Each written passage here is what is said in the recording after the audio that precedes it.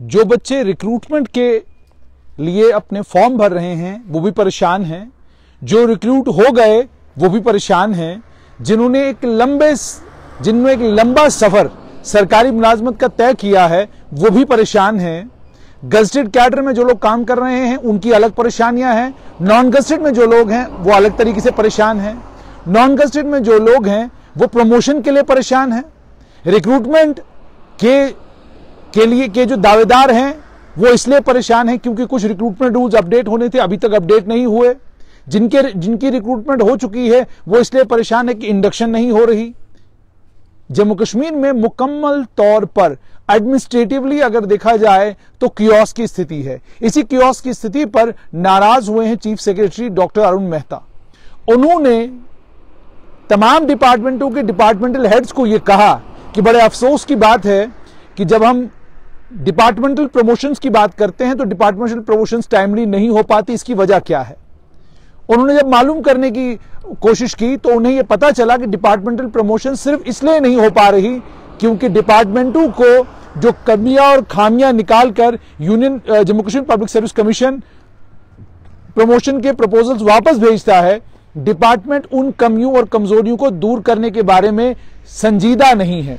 नतीजा यह निकलता है कि जब संजीदगी के साथ डिपार्टमेंट के प्रपोजल को देखा नहीं जाता, Jammu Kashmir public service commission ने जो कमियां और खामियां बताई होती हैं, जब उन कमियों और खामियों पर संजीदगी के साथ डिपार्टमेंट काम नहीं करता, नतीजा ये निकलता है कि सालों से प्रमोशंस जो हैं वो पेंडिंग है। आप गवर्नमेंट मेडिकल कॉलेज में जाएं, हेल्थ एंड मेडिकल एजुकेशन विभाग में चक्कर लगाएं या किसी और विभाग में चक्कर लगाएं, कोई ना कोई आदमी आपको हाईकोर्ट के दरवाजे पर दस्तक दिया हुआ मिलेगा।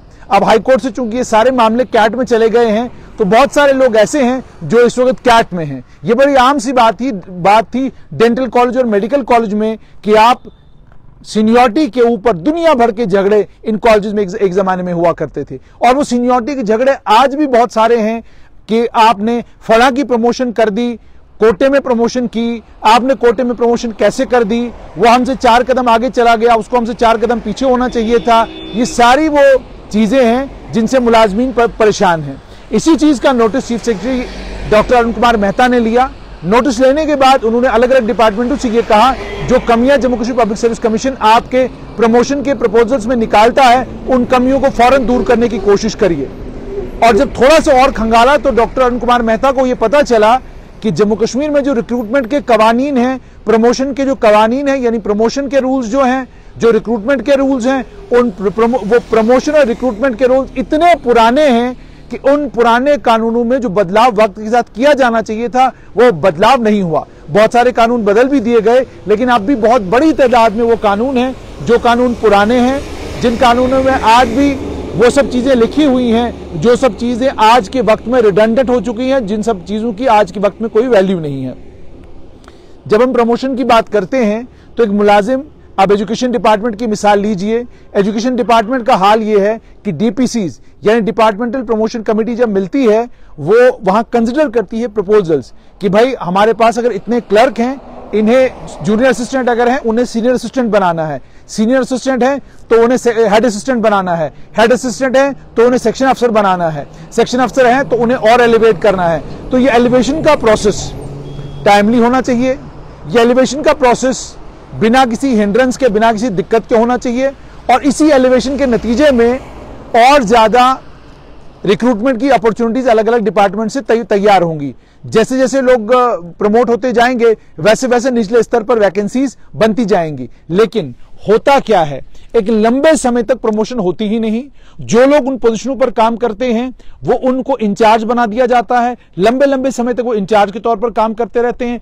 पीएचई विभाग में आप देख लीजिए, I/C AEE, I/C XCN, I/C SC, superintending engineer incharge, AEE incharge, XCN incharge. PWD विभाग में भी यही सूरत हाल है, पीडीडी विभाग में भी यही सूरत हाल है। इंचार्ज क्यों, क्या वजह है इंचार्ज बनाने की? आखिरकार डिपार्टमेंटल प्रमोशन कमिटीज मिलकर इन प्रपोजल्स को क्लियर क्यों नहीं करते? जब मालूम करने की कोशिश करते हैं तो पता चलता है कि Jammu Kashmir public service commission के पास जब प्रपोजल भेजा गया, जो रिक्वायरमेंट्स थी उन रिक्वायरमेंट्स को पूरा नहीं किया गया। Jammu Kashmir public service commission ने कहा कि आपके डॉक्यूमेंट्स में यह कमी है, कमी को पूरा नहीं किया गया। एसीबी की क्लियरेंस नहीं है, उस क्लियरेंस को इंश्योर नहीं किया गया।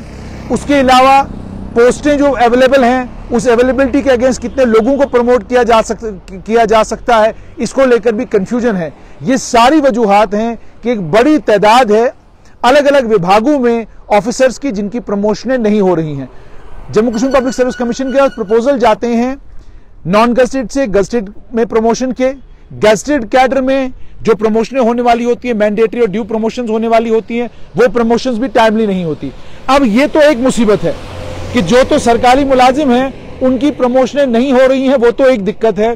दूसरी तरफ दिक्कत ये है वो नौजवान जो सब इंस्पेक्टर की रिक्रूटमेंट हो या किसी और की रिक्रूटमेंट के लिए जो नौजवान फॉर्म भरते हैं, तैयारी कर रहे हैं, उनकी रिक्रूटमेंट के लिए भी जो कानून बनाए गए हैं, रूल्स बनाए गए हैं, उनमें कुछ मैंडेटरी एडिशन अल्टरेशन करने की जरूरत है। लेकिन वो एडिशन अल्टरेशन करने में भी हफ्तों गुजर जाते हैं। आप सब इंस्पेक्टर की जो रिक्रूटमेंट जम्मू कश्मीर में होने जा रही है उसी को मिसाल ले लें। मेरी जानकारी के मुताबिक लॉ डिपार्टमेंट ने 2 साल की जो तारीख होने लगी है, 4 तारीख होने के बावजूद लॉ डिपार्टमेंट की होम डिपार्टमेंट ने एसएसआरबी को अभी तक वो प्रपोजल क्लियर करके नहीं भेजा है, नहीं बताया है होम डिपार्टमेंट को ने एसएसआरबी को कि 2 साल की उस एक्सटेंशन का, 2 साल की उस रिलैक्सेशन का करना क्या है। इसका मतलब ये कि लॉ डिपार्टमेंट से प्रपोजल क्लियर होकर होम डिपार्टमेंट में गया, क्या होम डिपार्टमेंट में डिलिबरेटली इस प्रपोजल को डिले किया जा रहा है? और डिलिबरेटली डिले करने का क्या मकसद यह है कि बच्चों ने जो 5 साल की मांग की थी कि जी हमें 5 साल की रिलैक्सेशन दे दी जाए, बच्चों को इतना मजबूर कर दिया जाए कि 10 तारीख को लास्ट डेट है उसकी, बच्चों को इतना मजबूर कर दिया जाए वो कहें कि जनाब 2 साल ही दे दो, लेकिन दे दो। सूरत हाल ये है। अगर ये सूरत हाल है, इसका मतलब सरकार नौजवानों को लेकर संजीदा नहीं है। इसका मतलब सरकार नौजवानों की दिक्कतों और परेशानियों को लेकर संजीदा नहीं है। सरकार जम्मू कश्मीर के हालात को जानते हुए, जम्मू कश्मीर के हालात को समझते हुए भी यहां के नौजवानों के साथ जो ज्यादती कर रही है वो बहुत अफसोसनाक है। जम्मू कश्मीर के नौजवान 5 साल की रिलैक्सेशन डिजर्व करते हैं। आप किसी भी राज्य के साथ, किसी भी यूनियन टेरिटरी के साथ जम्मू कश्मीर का मुकाबला नहीं कर सकते हैं। आपको मानना होगा जम्मू कश्मीर में इंटरनेट की दिक्कत है, जम्मू कश्मीर में कनेक्टिविटी के इश्यूज हैं, जम्मू कश्मीर में और बहुत सारी परेशानियां हैं। घाटी की बात करें, आपका जो ओल्ड सिटी डाउनटाउन का सारा एरिया, उस सारे एरिया में लंबे समय तक इंटरनेट बंद रहा। और इंटरनेट बंद कैसे होता है? आप इंटरनेट को चलाते हैं, उसके बाद फिर इंटरनेट को बंद कर देते हैं। तो डाउनटाउन में क्या सिर्फ अलगाववादियों के समर्थक हैं? क्या वहां वो बच्चे नहीं है जो बच्चे कल देश का मुस्तकबिल बनने वाले हैं, देश का भविष्य बनने वाले हैं? उन बच्चों का क्या? आपकी अपनी दिक्कत यह है कि आप अलग अलग माध्यमों के ऊपर आपका कंट्रोल नहीं है और आपको लगता है कि कंट्रोल करने का एकमात्र तरीका यह है कि आप इंटरनेट बंद कर दीजिए, उससे सब चीजें कंट्रोल में आएंगी। दूसरी तरफ ये, जैसे मैंने आपको कहा, रिक्रूटमेंट रूल्स का जहां तक ताल्लुक है, नौजवान ये कहते हैं कि रिक्रूटमेंट रूल्स जो मेरी जानकारी है, लॉ डिपार्टमेंट ने इस प्रपोजल को क्लियर करके अगर होम डिपार्टमेंट में भेजा है तो इस प्रपोजल के क्लियर होने के बाद भी अभी तक सब इंस्पेक्टर की रिक्रूटमेंट के लिए जम्मू कश्मीर के होम विभाग ने, गृह विभाग ने एसएसबी को क्यों नहीं वो रिक्रूटमेंट रूल्स की अमेंडमेंट करके भेजी है? बच्चे हमसे सवाल करते हैं, फोन करते हैं, पूछते हैं कि ये बताइए जो 2 साल की रिलैक्सेशन मिली है, उस 2 साल की रिलैक्सेशन के लिए पोर्टल कब खुलेगा? तो हम कहने पर मजबूर हैं कि भाई पोर्टल तब खुलेगा जब सरकार रिक्रूटमेंट रूल्स के अंदर अमेंडमेंट करेगी और रिक्रूटमेंट रूल्स में डाल देगी 28 से 30 साल। जब तक अमेंडमेंट नहीं होगी तब तक पोर्टल नहीं खुलेगा। 4 तारीख हो चुकी है और होम डिपार्टमेंट से एक और बड़ी मजेदार बात सुनने को मिलती है कि जब हम अमेंडमेंट करेंगे तो बच्चों को 1 महीने का और वक्त दिया जाएगा ताकि वो फॉर्म भर सकें। बात बिल्कुल सही है, आप दे सकते हैं, लेकिन असमंजस की स्थिति मत रखिए।